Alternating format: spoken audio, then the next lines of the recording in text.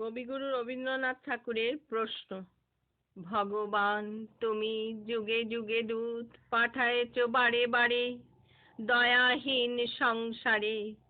তারা বলে গেল ক্ষমা করো সবে, বলে গেল ভালোবাসো, অন্তর হতে বিদ্বেষ বিষ নাশো।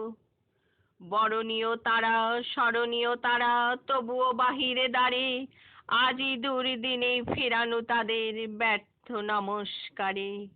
আমি যে দেখেছি গোপন হিংসা কপট রাত্রি ছায়ে হেনেছে নিঃসহায়ে। আমি যে দেখেছি প্রতিকারহীন শক্তেরও অপরাধে বিচারের বাণী নীরবে নির্ভীতে কাঁদে। আমি যে দেখিনু তরুণ বালক উন্মাদ হয়ে ছুটে কি যন্ত্রণায় মরেছে পাথরে নিষ্ফল মাথা কুটে। কণ্ঠ আমার রুদ্ধ আজিকে বাঁশি সঙ্গীত হারা, আমাবস্যার কারা লুপ্ত করেছে আমার ভুবন দুঃস্বপনের তলে। তাই তো তোমায় শুধাই অশ্রু জলে। যাহারা তোমার বিষায়েছে বায়ু, নিভায়েছে তব আলো, তুমি কি তাদের ক্ষমা করিয়াছ? তুমি কি বেসেছ ভালো?